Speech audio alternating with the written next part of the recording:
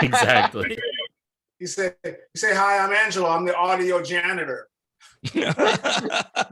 Perfect. All right. We're ready. It's like Ken Newman. I've been on the road for the majority of my life, and I worked with the most difficult artists there are, and I got a really good reputation. And I'm 7'5", and just tell the truth.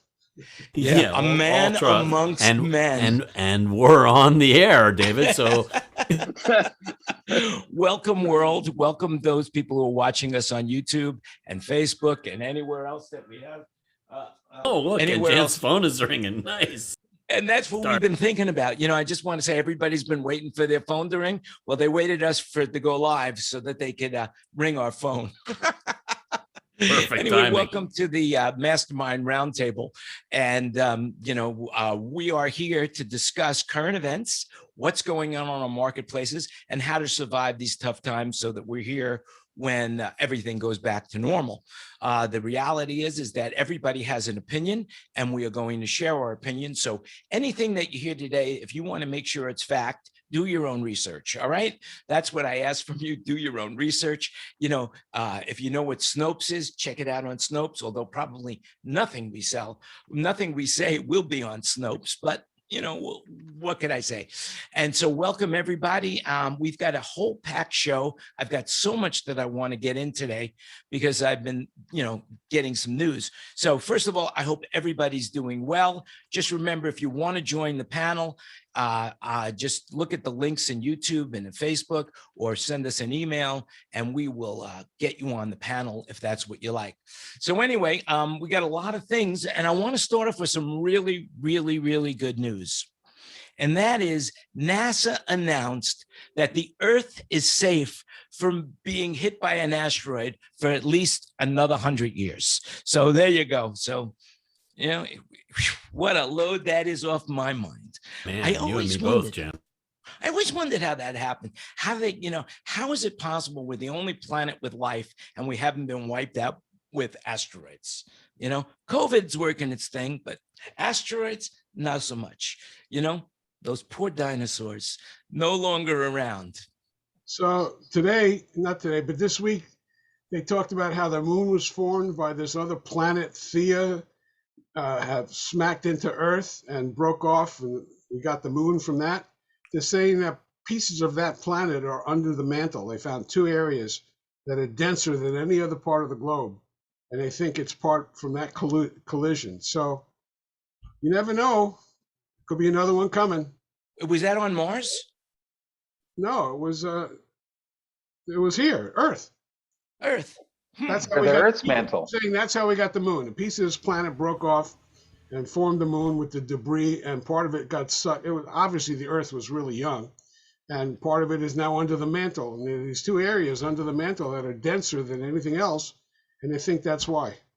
Well, there you go. Check that out on Snopes for sure. Make sure that so they have. And that was what, like millions of years ago, right, David? Billion, maybe. How many? Billions of years ago? The Earth is 2 billion or 3 billion years old, right? Amazing. Easily, depending on who you want to believe. What does Trump say? No, Jan, when did you get here? I got here in 1951. That would make me about 70, but momentarily. So maybe we'll have a birthday show. Maybe we'll have a birthday show. Anyway, I got some other good news. Really, really good news. If you like donuts and coffee, Krispy Kreme is giving away free coffee and donuts every Monday as a part of a new promotion. So also, if you buy a dozen, for $1, you can get another dozen as well. So I thought I would bring up some really good news that we could, and of course, anyone who's an engineer knows donuts and coffee is a good thing, right? But wait, but donuts, speaking of donuts, wait, correct me if I'm wrong here, Jan, but isn't Krispy Kreme giving a free donut to anyone who can prove they were vaccinated? And yes, I was just going to say that, yes. And for how long? I forget how long, but for a long time. It's like you can go there every day and say, I've been vaccinated. Okay, here's your free donut. That'll be good for the midline crisis. Yeah, right. But anyway, that's happening nowadays. So take advantage of it if you're into donuts. So let's see, by show of hands on the panel, has anybody taken advantage of the Krispy Kreme? Nope, but for those people in New York, I've got another tip for you. Some really good news right now. And yesterday, I believe it was yesterday, Governor Cuomo signed a bill making it legal for people in New York to use recreational marijuana. And you could have up to 3 ounces of pot, and it's for people that are above 21. So if you're in New York right now, you can get high, go right over to Krispy Kreme, and that's how we tied these stories in. So that's it. Could So, we lobby Jack Daniels to do something about giving away a free bottle with a COVID shot? I think I'd much that's prefer that over a donut. I think that's a great idea. You know, who wants to second it? I second that. All right, well, and we'll vote on it. And the ayes have it. There you have it. Well, the next good piece of good news here for you guys is the Small Business Administration is increasing the maximum amount that the small business and nonprofit organizations could borrow through its COVID-19 economic injury disaster, the EIDL program. And starting on the week of April 6th, the SBA is raising the loan limit for a 6-month program from $150,000 up to $24,000, and with a maximum loan of $500,000. So if you've gotten PPP, you could also apply for the EIDL. So the question is now Eric Todd is not here, unfortunately, and I know he knows a lot about this stuff. Does anybody, Chris, you know some stuff about this. What do you think? Have you heard anything about it? I was just going to ask if anybody's heard definitively whether or not the PPP money was taxable or not, or was that a state thing? Or I know that we've been wrestling with that. It's turned out we kind of wish we hadn't taken it. No, I believe. Okay, I talked to my tax guy the other day because he called for some numbers, and if your PPP becomes a grant, then it is taxable. And your unemployment is taxable, and the federal money, what do you call it? The stimulus is not. That's the latest that I heard. Well, it changes all the time, and so there is no guarantee of what it's going to be like. Plus, they extended this year's tax filing for another month, so they're probably still working it out. I don't think anybody knows what's going on. My accountant says the laws are changing every day, so it's very hard to nail it down. Part of the reason why they had to extend it, because a lot of people's taxes have to get redone. It's a nightmare. Yeah. Also, last week I got a note from California Unemployment. They extended me 86 weeks. It's like 86 weeks. That's over a year. How does that work? I just thought that was so odd. That's amazing. Wow. Is that just you, Bruce, or you the only one that gets that 86-week extension? Everybody. No, 86 weeks? That's incredible. I can't believe that I'm the only one that got a letter. I can't believe I'm the only one, but 86 weeks, yeah. Well, Crazy. that goes till September. That's what that's about. You're getting trolled by your nephew. Yeah. No, Actually, I same sent them the letter. I just want you to know, I actually sent them the letter. Did you get one, Kelly, too? I did. I got unemployment very briefly early in 2020, but I haven't been in months. But I got one of those letters too. It's like, okay, but I'm not unemployed. I'm not on unemployment. So let's clarify. Does that mean extended by 86 weeks or total 86 weeks? Till September, which is a total of 86 weeks. Well, yeah. Okay, total. Is that what it is? I don't know. I thought it said they extended it 86 weeks because I've been collecting on and off between gigs here and there and the PPP, but.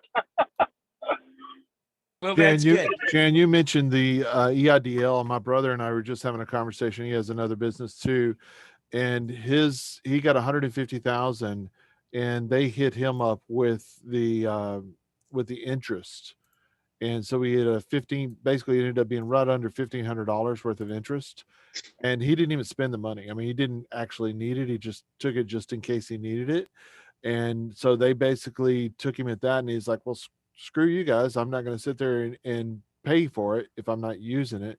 And because there's nothing being said about that being forgiven, even the interest being forgiven out of that for payback. So that was the big thing that he did, was he just returned it back. And the worst part is 2 months later, fast forward to now, he did that in December. Fast forward to now, he got a call from somebody else in the SBA department when it goes, "Hey, by the way, you need to be thinking about paying back that 150K." He's like, "No, I paid that back. What do you mean?" And went through I spoke to this person at this time on this date, and here's the receipt number or whatever that you paid it off. The guy says, "Well, okay, well, appreciate you sharing that information. I'll look into this a little bit further." And my brother immediately was like, "What do you mean you don't know? Why don't you know?" Because, "Oh, well, that's a different department and we don't really talk to them." Welcome to the bureaucracy. Yes, exactly. Yet he's the guy getting the list of, "Oh, these are the number of loans that you're supposed to call and collect on." Wow, So well, that's interesting. That's what we're dealing with. So are you saying, Jeff, are you saying that he got out of paying the interest because he returned it soon enough? No, he was hit by it. Because my interest on my IDL loan is $8.11 each day, or Yes. something like that. Yeah. So now that I've had it out for a year already, I owe a couple $1,000s or something, right? Mm-hmm. So I'm assuming that's part of the deal. I'm not going to get that back, even if I pay the whole principal back right now. That's exactly what he went ahead and paid. It's like, what, he wasn't using the money. He didn't actually need it, but it was just get it while he could, in case. That's The other where I'm issue at is- with it too. Yeah.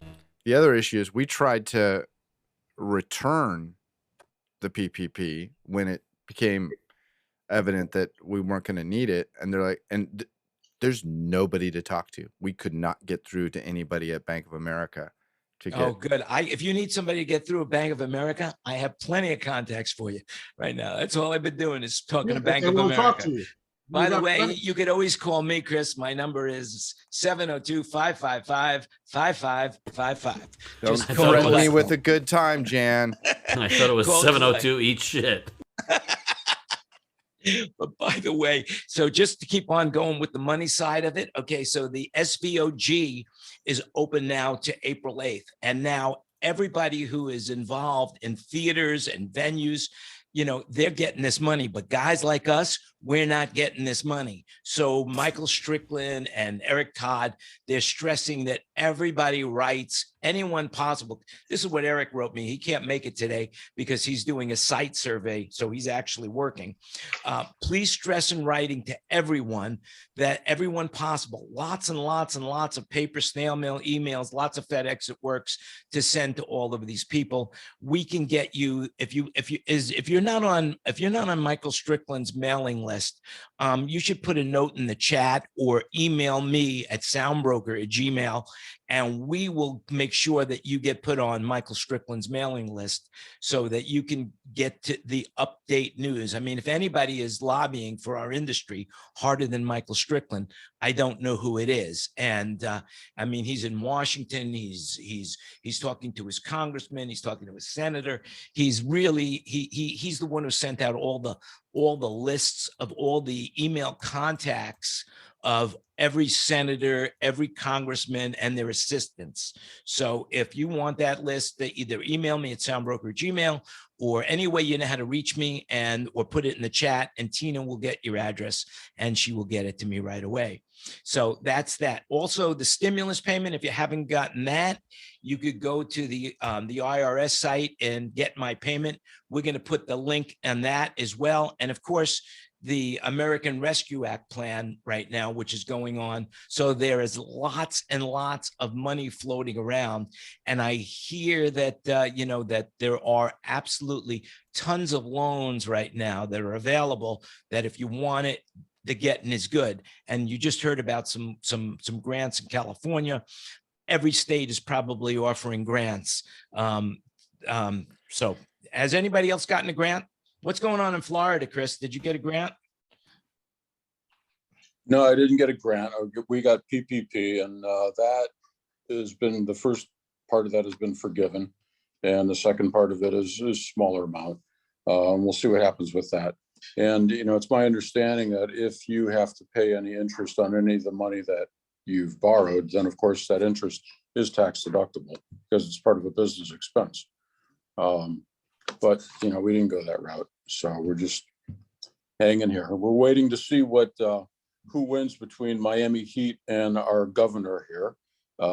They're at odds as to how to handle audience members, and the Miami Heat is offering special seating for those that can prove they've had a vaccination.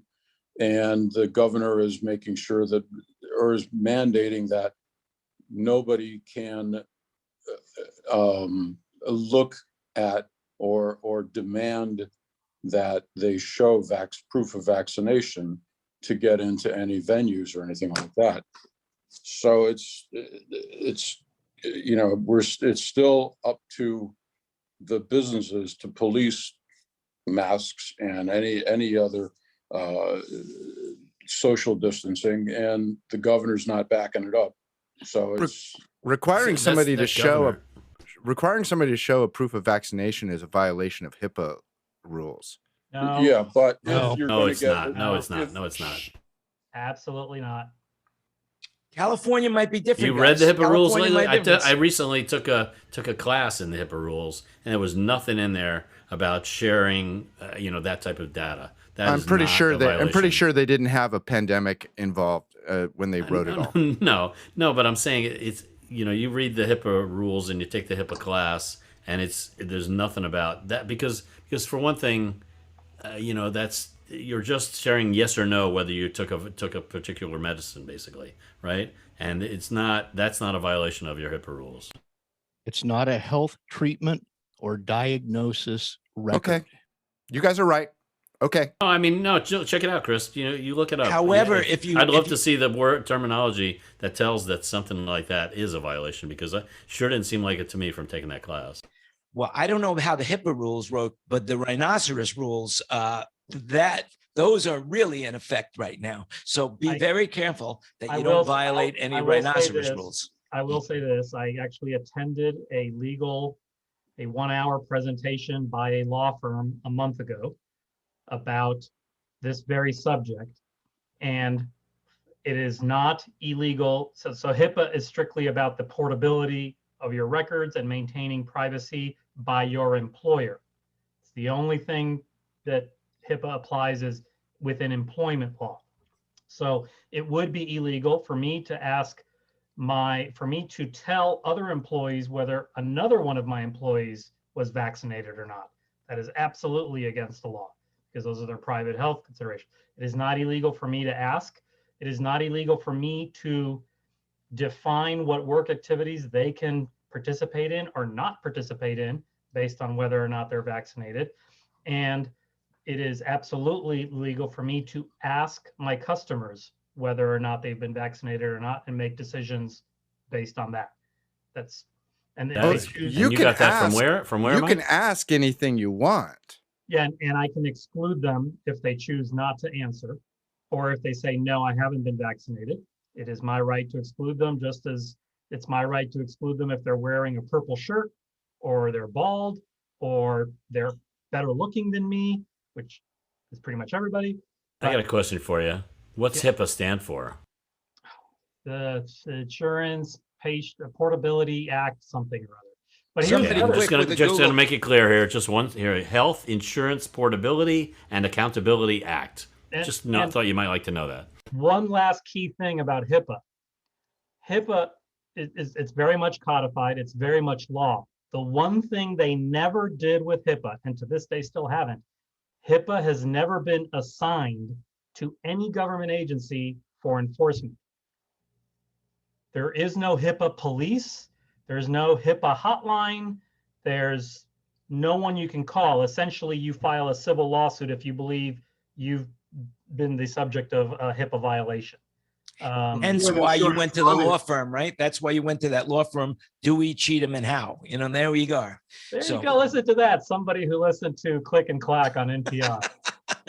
They stole it from me a long time ago. I mean, from my original. HIPAA podcast. fines are huge. They're up to $1 million or But who finds who? But if there's no government agency that's assigned to it, Yeah, so you have to file a complaint. Usually it's a civil action, and then it can go to the EEOC if you believe your employment rights have been discriminated against. It can go to, there's any number of, well, actually any agency within the Department of Justice can act on HIPAA or enforce HIPAA or use HIPAA to levy fines. I'm just saying there's not any one agency that is, HIPAA.com.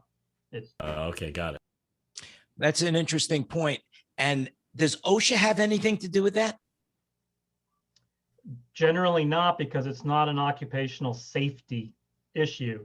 But the law is there for if OSHA felt it, it somehow fell into some sort of action that they were taking or investigation they were taking. I assure you, OSHA would throw that into the kitchen sink along with everything else.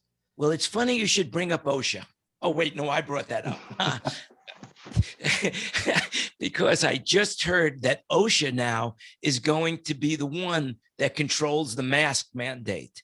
They are going to go in, and OSHA, as a safety regulation, is going to require businesses to provide masks.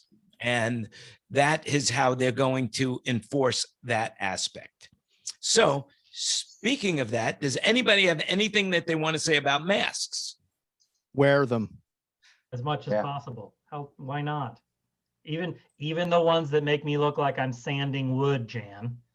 Okay, well, that's right. And that's the mask. By the way, we have Sanding to interrupt wood. this. What mask makes you look like you're Come sanding on, wood? wait, What yeah, the hell's this that? has got to be a story here. Yeah, No, put so it I on, just put it on. I don't have one handy. They're in the car, but swallowing wood. I've got What is it, a But wait, ventilator? but Oh, you're wait. talking about a ventilator. No, I've got regular dust masks like you would have worn in shop class or whatever.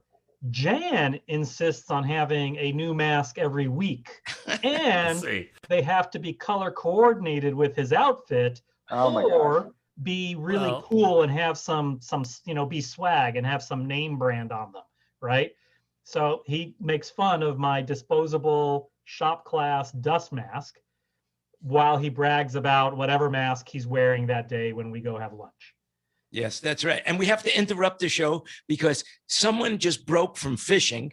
Steve Sluter from New Orleans was out there fishing, left the fish on the dock, came in, and he said he wasn't going to be here. And here he is, ladies and gentlemen, Steve Sluter from New Orleans. What is going on in New Orleans? How is OSHA treating you? It started Well, raining, so the I fishing wasn't goes. fishing, but I was watching a baseball game and we got rained on. But I got cut short. So there's the weather report from New Orleans.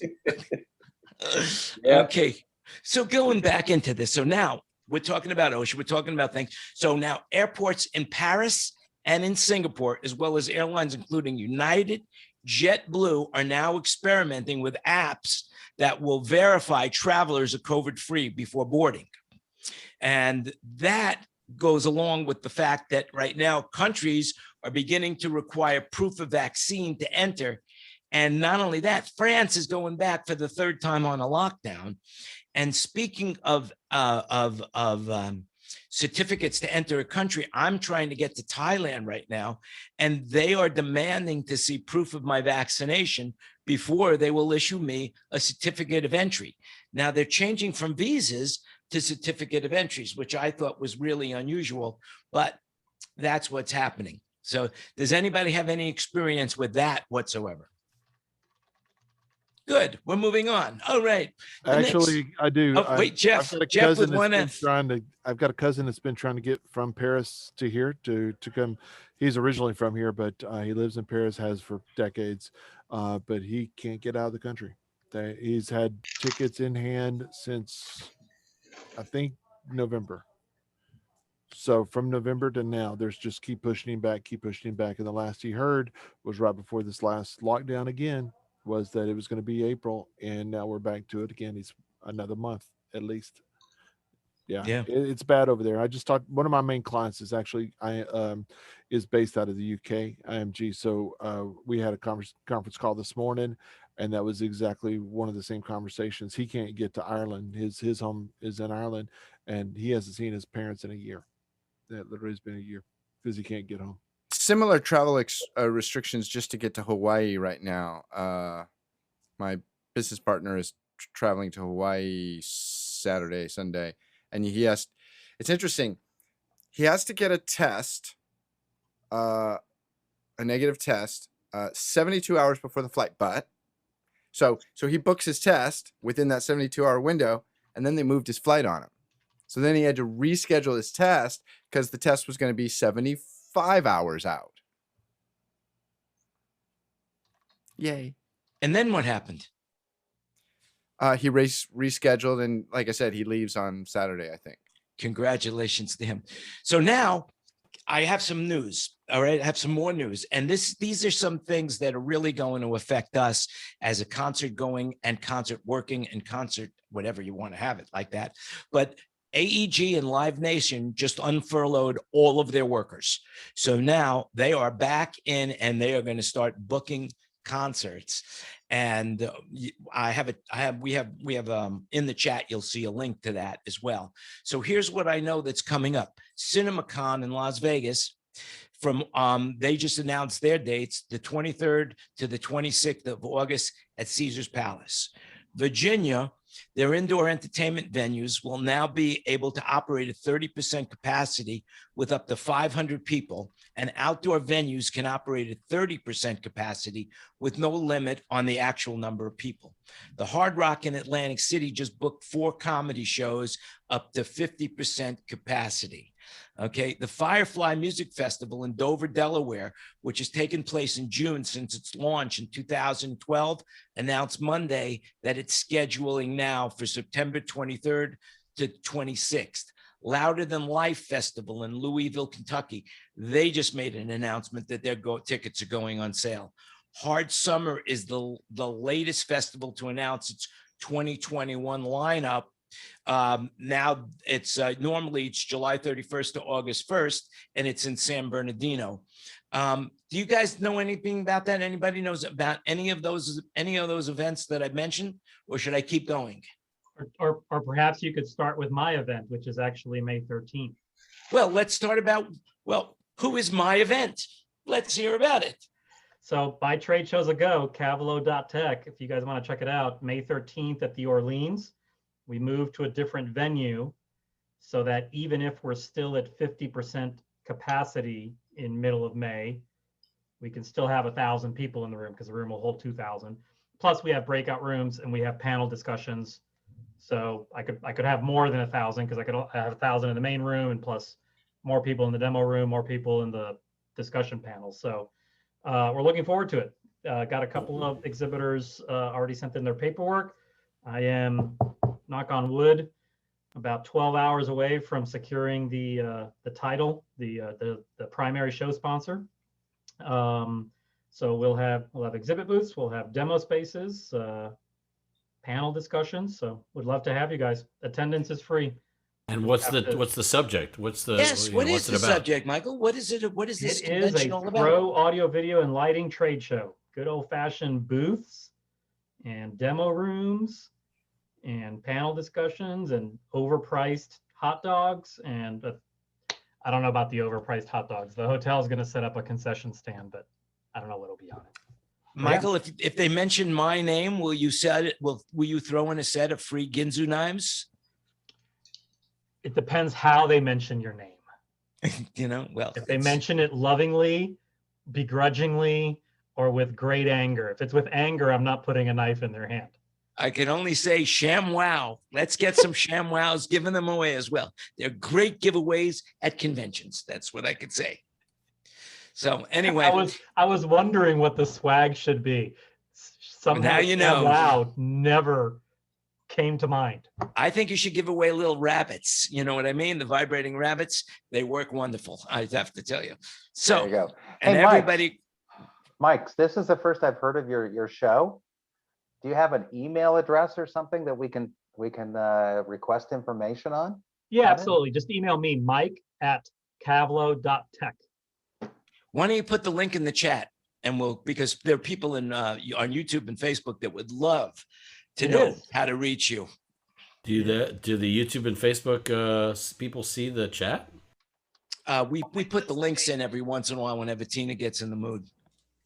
Okay, there you go. This is disclaimer time. So needless to say, she's not. So what was that again? It was Mike at Cavalo Tech. Cavalo.tech. It's in the chat right now. And what is Cavalo? What is Cavalo, Mike? It's an anagram, and I'd tell you, but then it'd kind of spoil the surprise. We're going to do a drawing at the show for Okay, great. anybody who Okay. guesses what all 5 of those letters stands for. Cavlo.tech. Mike at It also happens to be the Cavlo.tech. name of his dog. That's it, you know? Okay, going back to this now. Mike is in Las Vegas as well, and the Electric Daisy Festival just announced. Now, the Electric Daisy Festival is huge. If you're not familiar with it, what it is, Google it, Electric Daisy Festival, and that is now slated from May 21st to May 23rd. And But when you Google it, Google the actual name, Electric Daisy Carnival, Carnival, not festival. Yeah. and you'll probably find it more easily. Right. there you go. And Mike, Hey, and now. remember, if you mention my name, you'll get some Ginsu knives. That's it. Or Uh, ShamWow. And is that You have a is choice. that an outdoor festival or a carnival, you guys? It is Yes, So it we is. It's expect it to outdoors. be It's- full capacity, or are It- they it- regulating that? Right now, there is no regulation out there. It takes place on the Las Vegas Motor Speedway. It's huge. It's Yeah, huge. it's pretty much SRO, so there'd be no way to regulate it. Plus, it's all 20 somethings that are baked out of their skull on X, so they all It's sold wanna- out, isn't it? they just My want to kind of follow each festival. other anyway. So Perfect. Okay, Yeah, going say It'll my on. look my it'll son look has just like gone to those that videos we're before. seeing from Miami Beach during Only spring break, worse. right, Mike? yes, except everyone is wearing fur. in Nice. Vegas. and Fox boa. fur, fox fur with a Yeah, with yeah, an yeah. X. It's faux So fur. it'll look more like the Capitol invasion that way.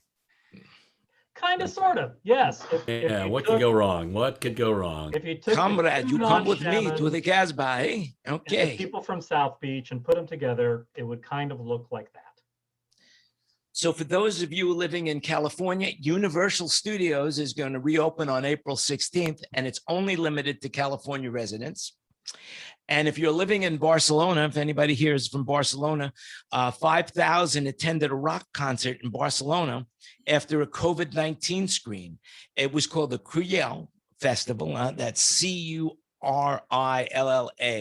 and it was in Barcelona, and it pulled off it was a test concert to see if they could do it.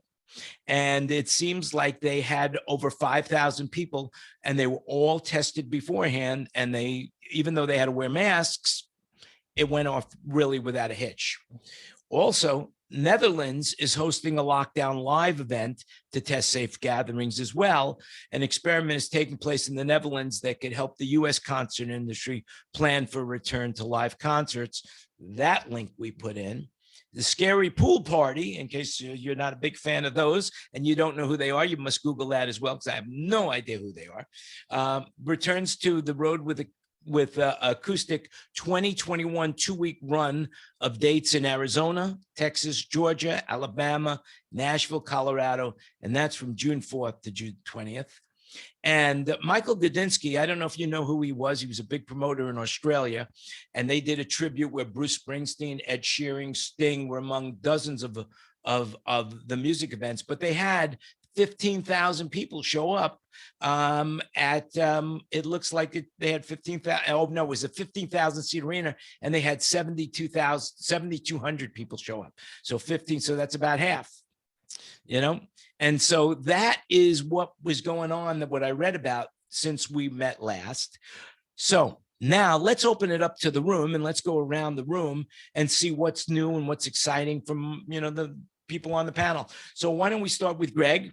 Greg, tell everybody where you are, and if you want, tell them what company you're with, and then tell them what you see in your marketplaces. Well, okay. I'm with Clearwing Productions. I live in Milwaukee, but we have offices in Denver and Phoenix as well. And you missed, I know that it was not new news necessarily, but the state of Colorado approved Red Rocks for a summer concert series now too, with limited attendance, but that's good news for Colorado. And, I'm told by the Phoenix contingent that they're extremely busy right now, gearing up for the next few months. That's good news. And we actually confirmed a short tour run of dates through Florida happening in end of May, early June here yesterday as well. So, there's good signs of stuff to come. It's slow but sure. I'm hoping it continues to roll. That's great. Now, Dave Baldry's in the room. And Dave, this is your first time, so welcome. Tell people about who you are and what's going on in your marketplace. But first, unmute. But first, a word from our sponsors. Okay, well, ladies and gentlemen, thank you very There much. you go. Thanks, David. Is that it? I think I'm on. Okay, yeah, I'm David Baldry. I'm in Austin, Texas, and I have a background company called Soundcheck Austin and Houston, and partners with Ben Jumper out of Nashville, who owns a huge Soundcheck complex in Nashville. And we're a backline company mainly. So we work with C3 and Live Nation for 20 years or more. We do all the ACL Fest, and we do Lollapalooza several years and things like that. So we're just down here hunkering down, trying to get a little business going. It's starting to loosen up a little bit. Been doing rodeos. Texas, we do all the rodeos in Texas, and Houston, San Antonio, and Austin. And, you know, we do like ACL TV show and ACL live theater. So we've got all those accounts. So we're just waiting for get down to stage 2 and get the shit opened up. So David, you know, Paul Wallace is also in your marketplace in Austin. Good person to know. But the reality is, so what's happening is the phone starting to ring more? Because I notice right now that I'm getting a lot of phone calls. We were just doing something where we got to call David and I, where I got to call a guy, went all the way through to invoice and then said, no, I can't do it. However, what are you experiencing as far as work goes right now? Well, my guys we're getting more, we're definitely getting more calls all the time. And so, you know, that's good. It's just a matter of, you know, and live music is opening up a little bit, you know, like you're saying, real tight. At least we've had bunch of pop-up shows. Some of the things are happening. And we've been doing ACL live TV shows though, the tapings, because there's no audience there at that complex. So we've been doing some of those, and we, you know, doing a little bit of outdoor drive-in movie theater concert events here. We've had a few of those. So, you know, it's looking up. We just need for it to keep rolling so we can quit writing checks for a living. I think everybody in the room could relate to that, you know, with absolute certainty. Now, Jeff, you're in Texas too, but you do more broadcast work, right? That's how are you seeing the marketplace changing? Sucks. It hasn't improved much. In a word. When I have my live sports hat on, which is my production company doing live sports broadcasting, when live sports happen, we're there. And most of our stuff is actually targeted at the professional tennis market. And because they are all prevented from traveling, so these effects like what I was asking is UK not traveling, Europe in general not traveling. That affects us as possible players. And so we don't have players. They don't want to have events. And we're also locked down in the spaces too. So of the choices of places to go. So when you have a one state that's saying 20% capacity, and other states like we are in Texas, like, come on, you know, I'm ready to do them all here, but they don't want to play in Texas for whatever reason. There's travel involved in that problem too. But for the most part, we're just kind of a set and hold, and I've moved to more corporate events and such in the meantime, and working within our consulting for cloud implementations and things like that. So we do production, but it's mostly all virtual, and we're still waiting on to find out whether or not the tour is really going to get. We do have a couple events coming up next month, but that's the first 2 that we've had since the 1st of January, where we had 1. So where we normally were working 42 to 45 week-long tournaments a year, so far we've got 4. That's been bad. Wow. Well, that's good reporting. That's good. And what state are you in? What city state are you in? I'm outside of Houston. I'm in Beaumont. Very good. Now, were you affected by the electricity the shortages and No. what went on with the weather? No, well, because we've been hit by every hurricane that wanted to come into the Gulf practically in the last few years. Congratulations. That's a good thing to be proud of. Exactly. So that was the good part, is that our infrastructure here was fairly new. So we didn't really have a major loss. We had power go out whenever a few places just because they were doing the rolling blackouts, but I personally have backup generators. So both my business and also my house. And so those just kick in and we don't care. We'll keep on rolling. But I know the guys, like I have my brother lives in Austin, outside of Austin, who was affected pretty bad. And then I also had people in Dallas that were affected really bad, and San Antonio too, actually. Just our places here just are not built for the cold temperatures that we were withstanding at that time. I hear you. Hey, Tim, you're in the room here. You're in Wichita, I believe. Tell us about who you are and what's going on over there. I'm incognito. I'm not really here. Actually, I just got back in. I went to go do a client walkthrough in a theater that's been closed for a year. And I went and did an inventory, made sure the PA and lights still came on and that all the stuff I remembered that they owned a year ago is mostly still there. And with that in mind, we'll be having a show with the Dallas String Quartet on Friday. So that's the one glimmer of hope. Otherwise, Ken Newman may be getting a letter from unemployment that says he's got 80 something weeks. I got a letter from unemployment in Kansas says I have no benefits. So I am trying to work that out with the state. I had to call the governor's office, and so far no one from the Department of Labor has called me back yet.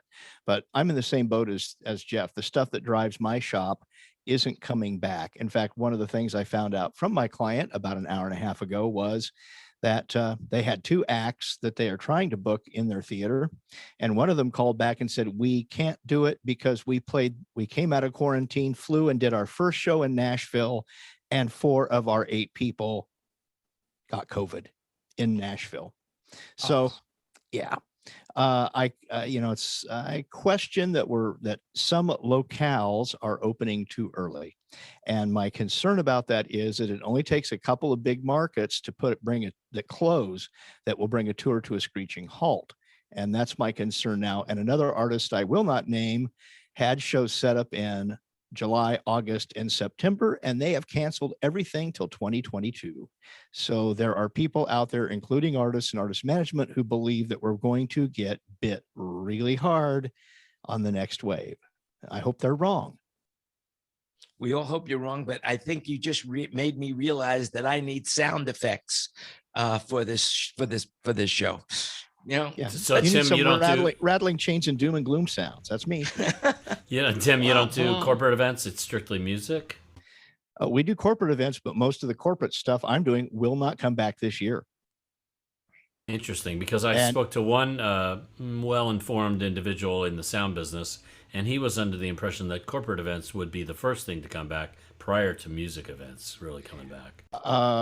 There's enough people around this room right now who will tell you that most mid-sized corporate events, if it's just about putting butts in seats to be spoken to, those events are not going to look the same in the future. And many of them in the next year or so are probably going to go away. They'll be just completely virtual on a platform that's virtual, and they're not in person.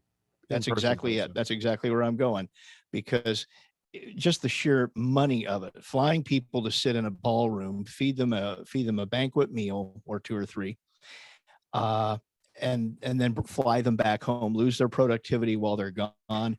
That's a huge loss to a company, especially right now when pretty much everyone's trying to scramble to get the most productivity they can. And so I think certain types of corporate events will come back, and some of them probably will never really go away once we're able to meet in person. There are certain things that you still have to touch and see, but if it's a little product introduction, it's probably easier to hold a bunch of little meetings around and send one demo piece and have engineers online to answer questions than it is to give everybody shrimp and cocktails and a steak. Yeah. Now, Angelo, I know Angelo's in the room, and we were both in a hybrid meeting. And when I say hybrid, it was AES down in Nashville, which is going on right now. And so I was watching the Robert Scoville presentation of Avid while there were people actually in the room. Well, actually, Robert was there in Arizona. Champek was in Arizona as well. But on the Nashville floor, they had an S6L, and Robert was controlling that S6L. Robert and Champ were both controlling the S6L from far away, yet people were going in, and then they had actual floor reps like Paul Marini, who is with, who's also normally with us, not here today, because he's actually working the floor of the Nashville. Angelo, you got to see that as well. Do you have any comments on that? What you want to share with the group? Yeah, that was one of the best presentations I've seen all year, where you could have two representatives from the same company, total of 3 consoles, 2 being managed by hands-on guys and 1 on the floor. It was fantastic, and my hat's off to those guys starting to get those kind of ideas rolling so we can all stay abreast of what's going on in different brands. It was the way to go. Yeah. So those things are starting to happen. The hybrid and the digital first events, they're all I think there's going to be a change in the way we see things. But what we're all interested in, and what most of us are interested in, is, you know, people coming to the stands to actually enjoy hearing rock and roll or whatever music that the performers are going to be performing for them. Well, So I let's think go to entertainment's a different case, Jan. I mean, entertainment is all about disposable income.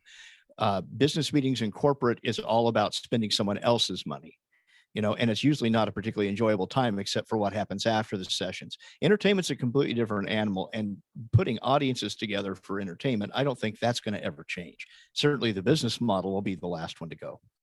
Yeah, I hear what you're saying. And of course, you know, that's why I was saying EDC, you know, is sold out right away. And, you know, that's a bunch of people so people definitely want to get entertained. And of course, we could talk about the Roaring 20s, because I think maybe Paul Wallace was actually there. Were you, Paul? Were you at the Roaring 20s? Were you there when it started to come back? No, maybe not. Yeah, All right. yeah, But he's in absolutely. Austin. Yeah, I was there. I remember Prohibition. Yeah, right. You want me to talk about what I'm doing now? Is that my lead in? What are you doing right now?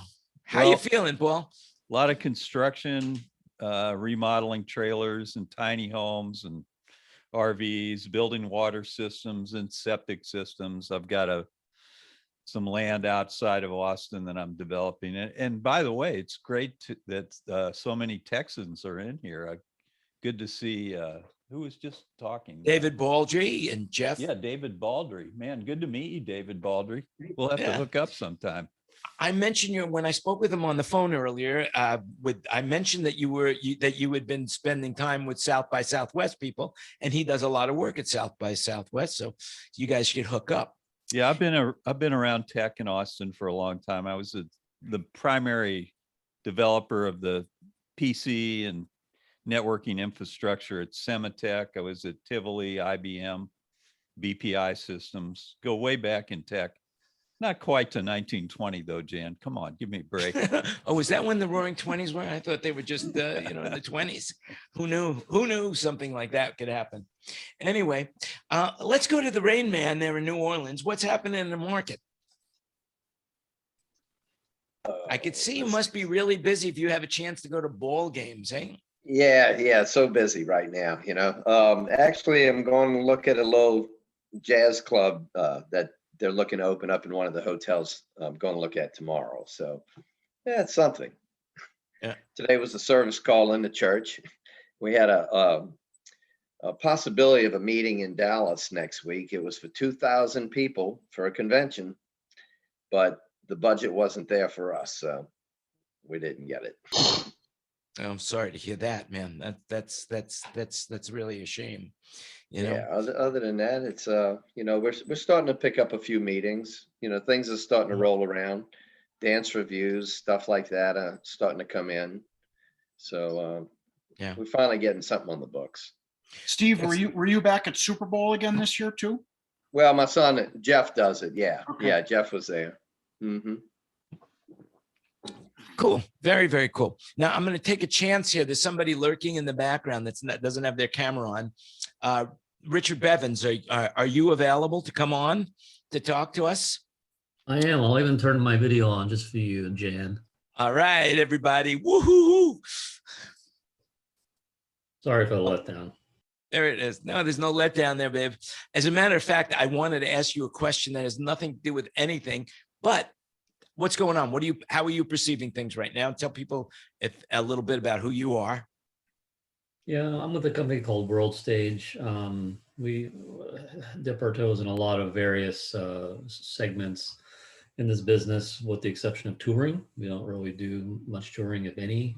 We certainly do a lot of corporate television, Broadway, etc.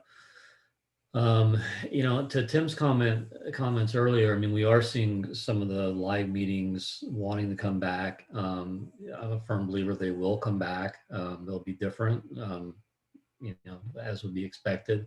The audience numbers will grow slightly. I think this idea of hybrid is definitely the catchphrase. Problem is, if you look up hybrid, hybrid meetings in the dictionary, there'll be 10 different definitions, and more to come, right? So there'll be, some will be, with audiences, some without. I mean, you can do a hybrid event with a live presenter on a sound stage, or an XR stage, with a virtual, cloud thing going on. There's just so many different variations of it. But I got an RFP the other day for a job at Moscone Center in October. Moscone Center in San Francisco, and California hasn't exactly been friendly in terms of letting people do things. So that was a relatively good sign. What we are seeing a fair amount of is companies they want to do a meeting, but they're sitting back and trying to figure out, do they need to do it virtually, or do they need to do it, or can they do it live or hybrid? So there's a lot of people just kind of waiting right now. And I think we're going to get a big a rush. We're calling it the tsunami, which will happen, late summer, fall, and I think it will carry on. I mean, there's a lot of pent-up need out there. I mean, and at the same time, we've been doing a lot of virtual, from sales meetings to product launches, et cetera. So, I'm not at all down on the future based on the current news cycle and the current progress. I mean, it certainly it's sucked, what we've all been, dealing with over the last year and a half. And, there's going to be plenty of difficult times ahead of us as we try to figure out how to come out of this. And our workforce has changed. I mean, a lot of people that were in this workforce, a year and a half ago aren't there any longer. They're doing other things. So, and that goes from engineers to operations people to, warehouse staff, et cetera. There's going to be a lot of replacement, positions that will have to be filled and trained, et cetera. So, and our clients have the same issue, or the same challenge.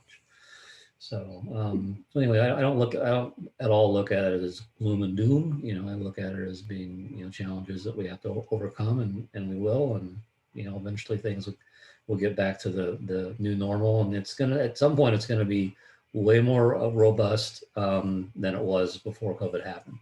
I'm convinced of that. And everyone's business models are super tight right now. And that's when you come out of these recessions, and this is the humdinger of all recessions. If you compare it to that, people come out of something like this, the profits soar because your business costs and your business models are so tight. So we have that to look forward to if that helps anybody out. Well, that's cool. Now you mentioned two things actually, you mentioned one thing that I want to bring up right now, and that is about the labor force. Our concerts are ready. Our workers was an article in the Wall Street Journal this week. If you haven't seen it, we'll throw the link into that as well. But it was describing the fact that there might not be enough laborers to come back, experienced laborers, because exactly what you said, people just can't just wait around to come back to do concerts or corporate work. They had to find legitimate jobs that pay their bills. Have you seen, now that the phones are starting to ring, everybody, and what's happening with me is I'm getting more and more inquiries. They're not necessarily real jobs, but I am getting the inquiries.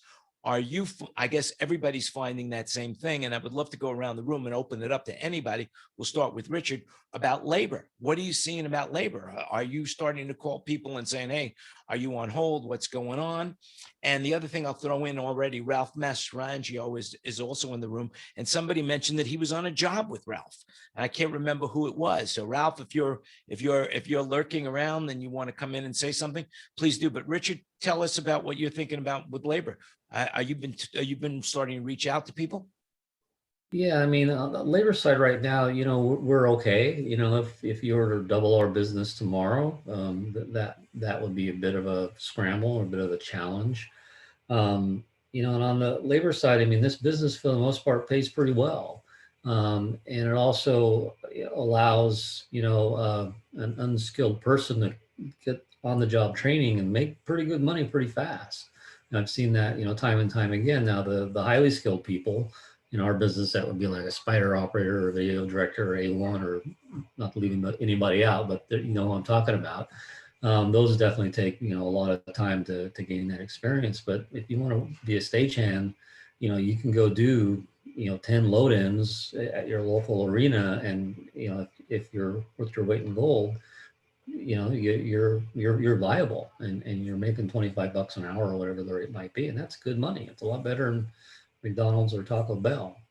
So I think I'm not so worried about the lower entry level spots, because these young kids, they want to work in this business, and if they don't know it, they just have to do a few jobs, and then they want to work at this business, just like all of us in this room. So it's a fun business to be in, and unless there's a pandemic. So I'm not so worried about that, but there will be plenty of challenges as business starts to return. Mhm. I want to open I'm it seeing up. that. I'm who definitely wants- seeing that myself, Jan. Yeah. And same thing as what Richard's saying is I do believe there's opportunity for people to grow into it, but a lot of our lower end employees are still they're just not showing up. They're not engaged anymore. They've lost interest. They don't have anything. I'm seeing just the opposite, which is finding people that are younger. And when I say younger, under 30. That are interested in this business. I've found in the last few years, especially, it's been bad. And then with the wipeout we had in the last year, it's like we're completely off the radar of what people think of as a job. But now my skilled folks, I was able to keep those people with me because I was afraid, and I was getting pushed in my live sports business. I was getting pushed back every couple of months. They were like, okay, in 2 months we're going to be back to normal, and you all were getting a lot of that same thing. We were going to be back to normal. We're going to be back to normal. Well, a year went by and we never got back to normal, even close to it. So I was able to squeak by with those guys that I could keep around, because what I was worried about is exactly what I anticipate is going to happen, is that tsunami or that flood is going to hit, and then I'm not going to have the skilled people to be able to handle the jobs. And then what are we doing for, especially for me, when I'm in a contract with expectations of whether it's 2 events in 1 week or 5 events in 1 week, I need to figure out a way to handle it. And now I've got to do subcontract much with us. So actually, I spent an hour today and I went down my list, just dropping text and phone calls with all my number 1 subcontractors that I ever use, saying, hey, I just want to make sure you're okay. And I just want to let you know I'm working on things. If it comes busy, let me know your schedule so that I know to put you in. Because I just wanted to see if those guys were still going to, and gals, still going to be a resource. But that's our biggest resource. I felt like we've lost. It's not just the profit. It's the amount of people, good people, to be able to work for us, to allow us to make more profit down the road. Yeah, I hear what you're saying. What about Greg? Greg, what are you feeling up there? You got 3. Now, Greg, you got 3 locations, right? Correct. Yeah. And I was just wondering something a little bit more off track with that, is just, with everybody trying to recoup losses of the last year, I'm wondering, on the crew side, it's going to be supply and demand. So I'm wondering if technicians and people that really know what they're doing are going to command a higher rate potentially than they used to. This is a question. And I wonder if promoters are going to, hope to get things for less. I mean, many of the production companies have always been candles burning at both ends, so to speak. I just wonder if that dynamic is going to be even more prevalent in the near future or not. I just kind of wondered what some other folks thought. But right at the moment, we're doing exactly that. We've got any of the jobs that we have posted, we've gotten lots of responses to, but responses from folks who aren't necessarily qualified, people who are looking for work, but, are looking for on-the-job training and other things, which, you don't have any problem doing for people when you've got plenty of projects for them to learn on. But when you've got a high influx of new projects, I think it's going to require us all to have people that already know what's going on, at least, when things start to boot up in the beginning. If there is a tsunami, as I think it was Jeff said, that's going to be a real challenge to find enough of the qualified people that are going to be in high demand from, especially touring guys, that can go just about anywhere and work if they aren't an employee of a company already, if they're a freelance guy, so to speak. So lots of question marks on all of it for me. Well, we got a couple of freelance guys in the room. Kenny Newman, why don't you talk about it? Did your rate just go up from hearing this conversation? Well, I wish it would, but I think Greg is right when he says that the people that I'm working for are going to be thinking the opposite. And until it might push might come to shove, and they might get themselves in a bind, and they might say, "Oh, maybe we should get somebody more experienced because we really had a catastrophe the other day."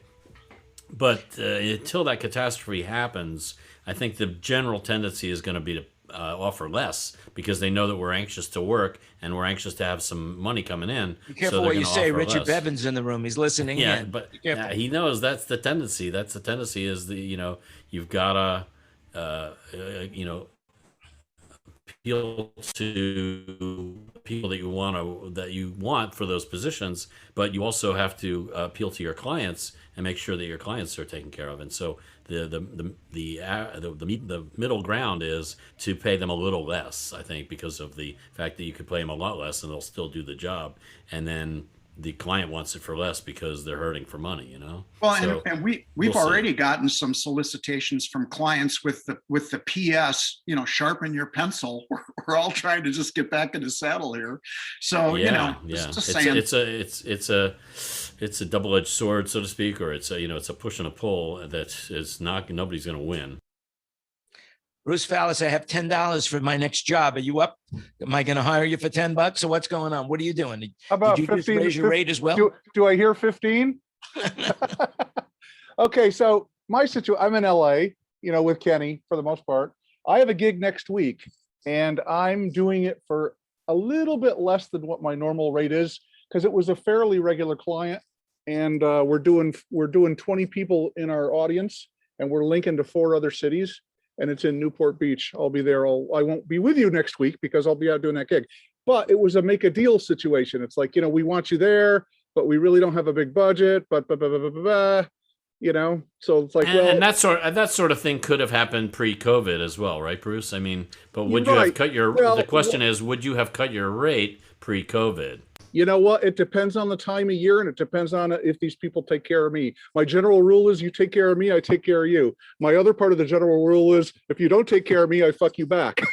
Oh, I shouldn't have said that. I think everybody has the same approach, I'm sure. You'll never work for me again, Bruce. I'll tell you right now. You'll never work for me. No, you'll never work in this town again. I like every other retail sort of business. I have a list rate, and a content, airline sheet and a travel sheet and a per diem and all that kind of stuff that I send out when it's a new person. And then, like what happened on this gig we're going to do next week. And then she came back and she says, okay, so here's the deal. So we can give you that per diem. We're going to be able to put you up. It's not a problem. In fact, we're going to feed you too. He says, but I need you to come in at a little less per day.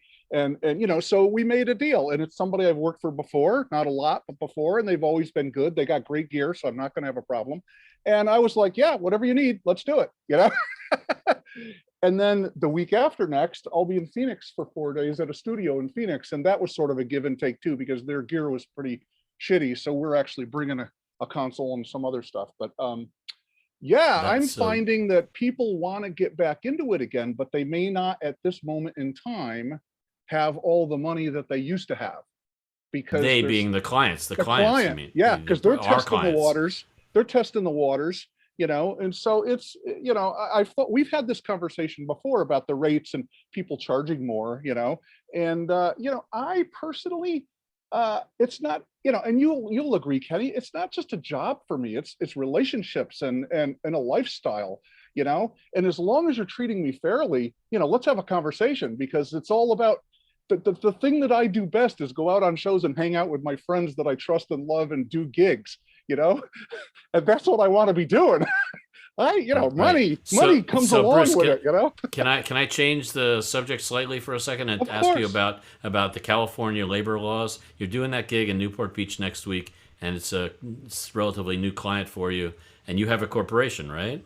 Are you I'm not billing as- incorporated, actually. No. Oh, you're not? But, Oh, okay. but I'm a contractor. I'm a So sole are proprietor. you working as an employee on a W-2 or I a never do. 1099, or what are you doing? None of my clients are W-2. And I'll tell you, with all the talk about what's happening with that, I work for probably 15 people fairly regularly before this happened, and about 50 people across the country a little bit now and then. I have not had a problem with anybody yet. All people want is, this is the funny part, all people want is business liability, which I have, and they want workman's comp paperwork, which is silly because 99% of my gigs are out of the state and it means absolutely nothing.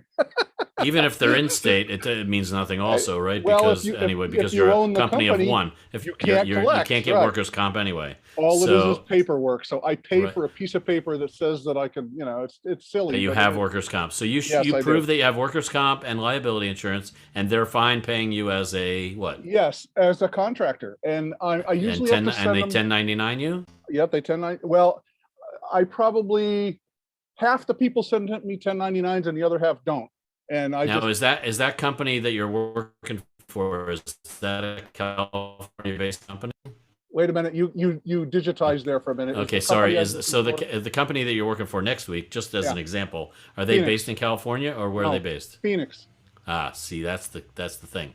They can Right. get away with it because they don't have a California office, probably. And So my they can pay you- two regular clients that I do probably 10 to 15 shows a year for each one for, they're both in Florida. So, I don't do much Yeah. I don't do much for people in California anymore. It's really, oddly enough, it's just sort of grown away from it. I do very few local I shows. guess that's the difference, because thought I- as That's a actually not California-based true. I know company, that they Whoa, turned whoa, that whoa, one at over. a time, one at a time. Yeah, one at a time. Richard, what were you going to say? I was gonna say that's actually not true. If the employee lives in California, you're bound by that, whatever that. But I thought letters and numbers are. But they held that up, right? Didn't they hold up from That's passing? the it, or Fed. The postponed Fed. it?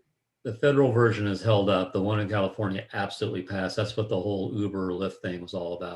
but the thing Yeah, is, but I Richard, have had but the thing is, nobody as ask me you for any other than my basic stuff. I've had nobody, I've Right, not come because- up against the wall yet at all. But like you said, Richard, the other day when we were talking, if they're not based in California, then the chances that they're going to get in trouble is pretty slim, right? That is a very good point. Yes. That's right. I'd like to bring David Baldry in here because, he employs a bunch Cool. of people. Thanks, Bruce. Yep. And, Thank you. and I'd like to you. get your opinion on what's going on. far as labor, we're not doing so many shows, but our techs are still around. They're doing, a little bit of stuff for us when we have some job, but they've also been on the, unemployment and federal unemployment and all that. So they don't live a real high lifestyle, so they can afford to live for a little less. So, but they're anxious, like you said, they're anxious to be in this business just because it's cool to be in the business, I guess. But so anyway, we don't have that much trouble right now. Now, if we had a South by Southwest going on again, it's 24 hours, literally 24 hours a day. We have night shift, day shift.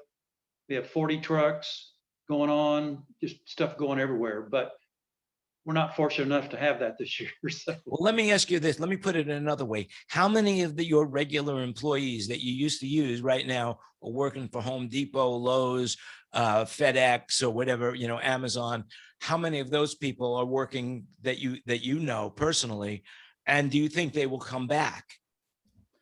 Well, the two younger guys that work in the shop, and they do backline gigs too and everything. They're around. They're doing some backline shows for us now, whenever we have them. And we have about 4 different guys that are still available to do backline gigs when we have them. And of course, I don't know what else they're really doing to make money besides the federal or state unemployment thing, but they're always available to go do a show. So we're lucky to have the same guys we've had for a long time that want to do that. And our main core 2 people who work with me for over 20 years. They're still running my the local shop here and everything anyway. So, you do what you got to do to keep your main crew on board. You know, where they've been doing it for 20 years with you, you kind of need them. I hear what you're saying. Yeah. I Now, Ray wish everybody Harris- felt that way. Yeah. And Now, as Ray Michael Harris, said- you're in the room, right? Ray, are you around? If you are, if you want to talk about Ray's involved with Feed the Crews, so she's talking to a lot of crew members. So she might have some input on that if she's available to talk. I'm not sure if you are, Ray, come on in. If not, get. I'm here. Oh, go ahead. Now, what's your perspective of it? So I am seeing a lot of folks that have other jobs, but we're talking about and talking offline, and some talking like AV Educate about letting people know if you're trying to transition from your job to going back to the industry, that you don't necessarily want to tell people you can't do their show because you're working for Amazon, but tell them you're booked that day. Use the right words. You know, if you can't lose that day job because you can't, give it up for a 1-day show or whatever, you tell the person who's calling you, I'm sorry, I'm booked that day. So they'll call you again. But we are finding a lot of people that they're questioning how to transition over. I think they'll be okay doing it. A lot of people I'm seeing are, oh, I don't hear you, Jan. Whoop, did I get kicked out? I think I got kicked out.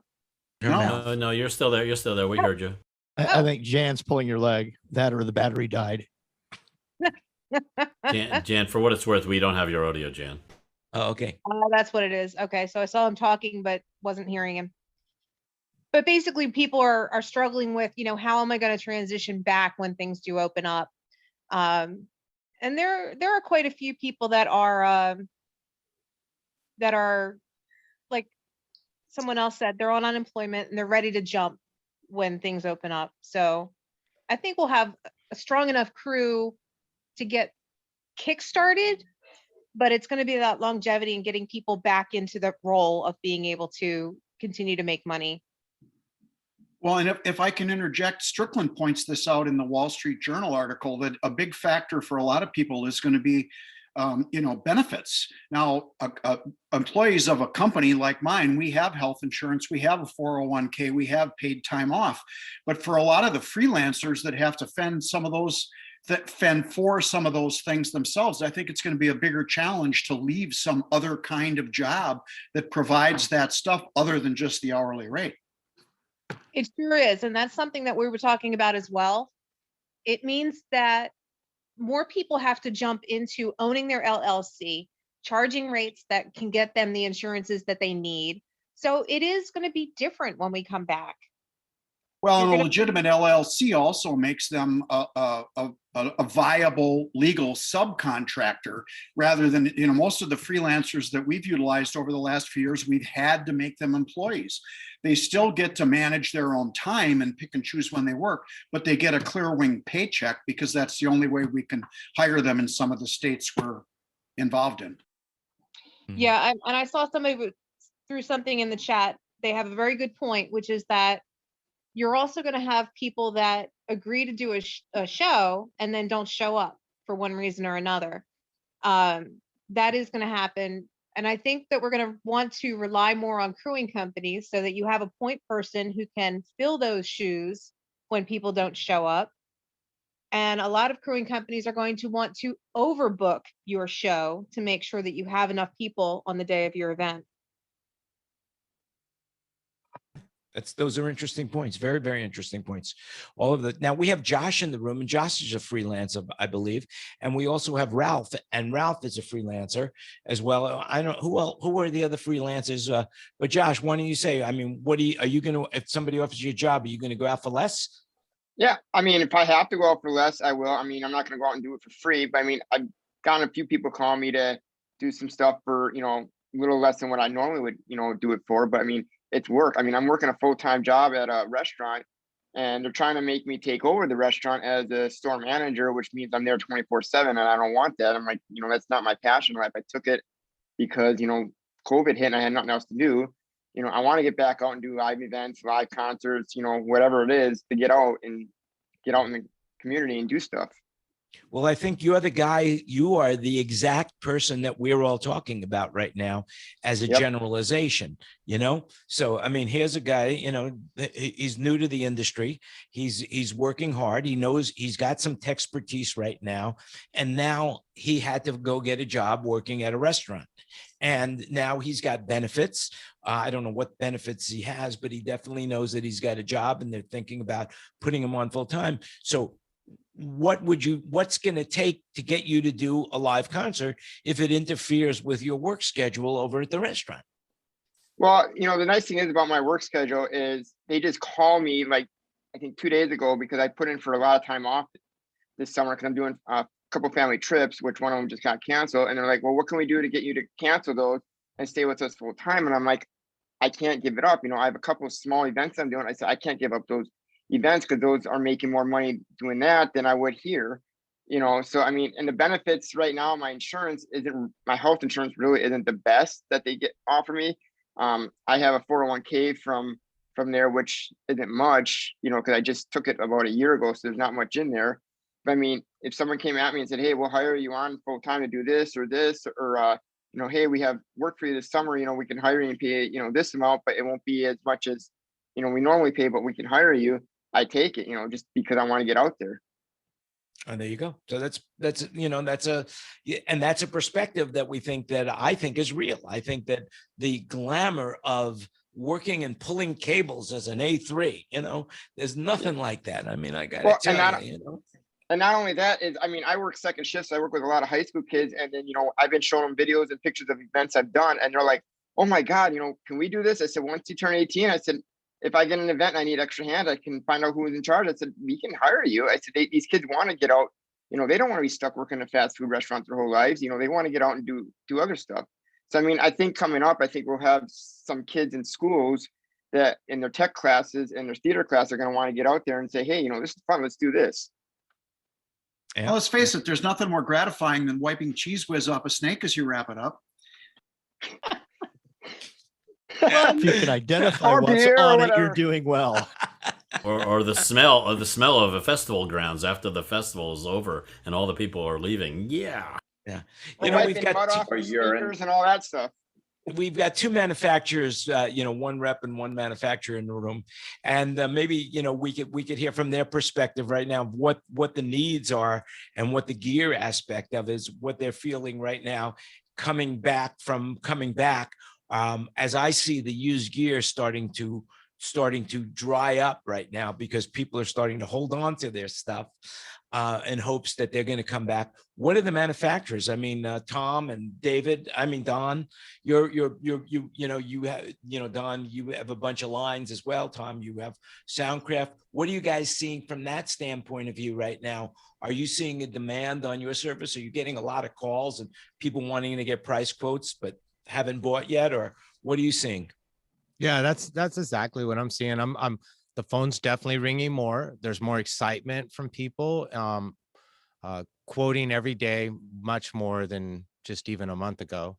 So that part's good. And some of it actually even has timeline in place where they're actually going to do it. So more POs. And so very good there in that respect. And then a couple of my vendors, you know, such as Neumann and Roland Pro AV, they did great through the pandemic.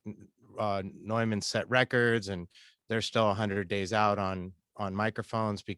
Amazing through the pandemic. So that one never really lost traction. And same thing with the Roland Pro AV products with the video streaming and conferencing that people had to adapt to. So some of my lines did good through the whole process, and a few of them just kicked into high gear in the last couple of weeks. So it's a good feeling to know that we're starting to, you know, move in the right direction and get things happening. That's great. Tom, what about you?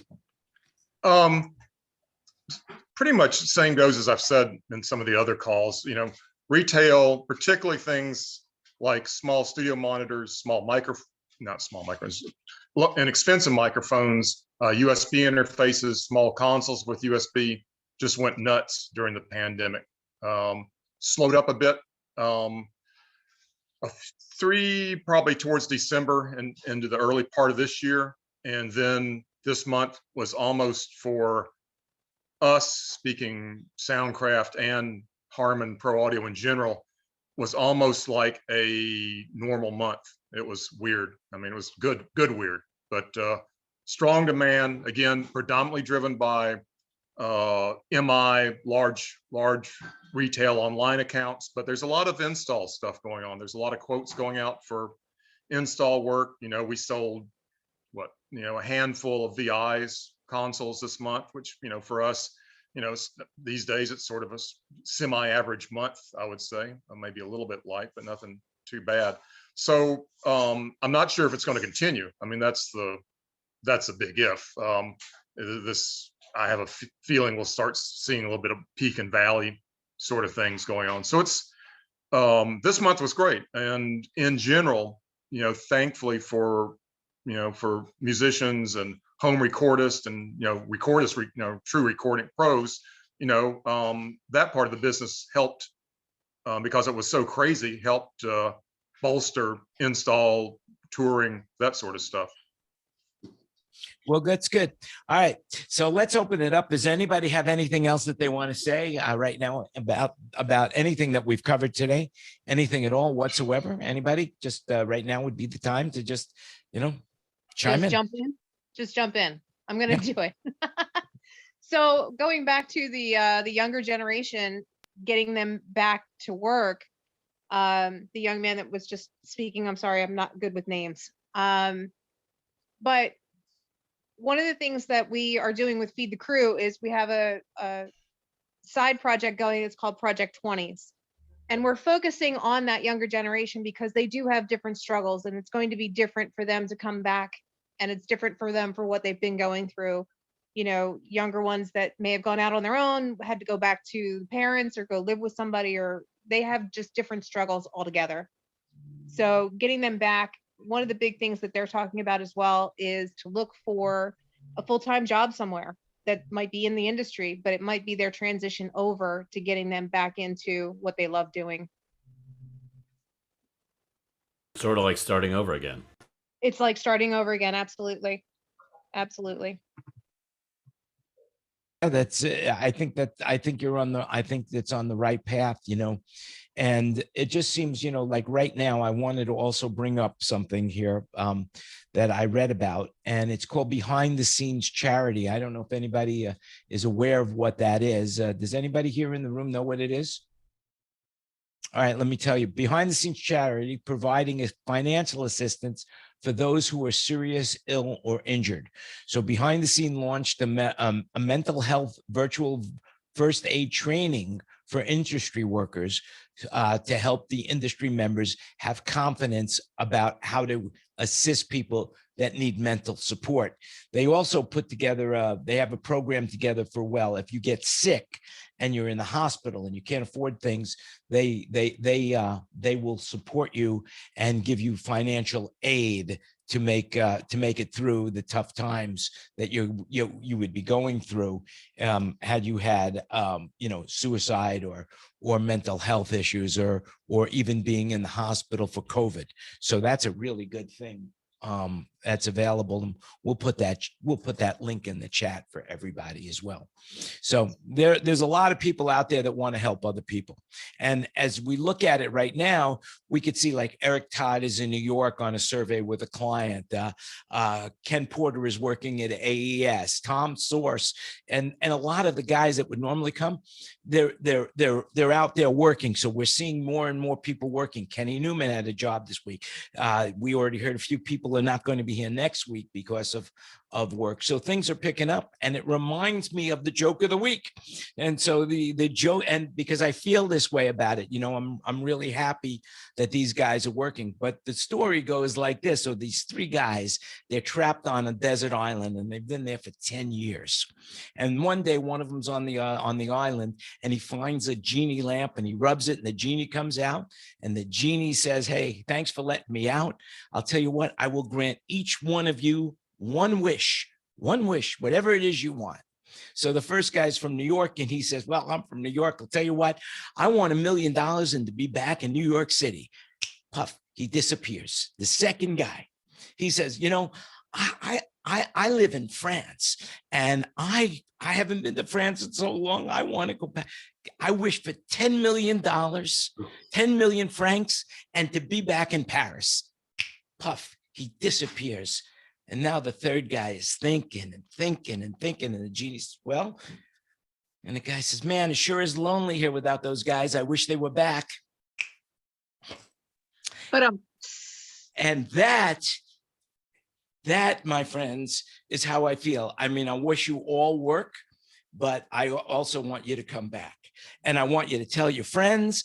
I want to thank everybody who's been participating in the show. This is our 45th episode of the Mastermind Roundtable. I think it's getting better and better just by the comments I get from other people, and I couldn't do it without you. So I want to thank you all, because I don't look at it as my show. I look as I'm the host of it, and you guys bring what I need to make it happen for the world. And I think we're giving people something really good to hang on to, and some good advice, and also some good news. So with that in mind, we're going to say goodbye to those people on Facebook and YouTube.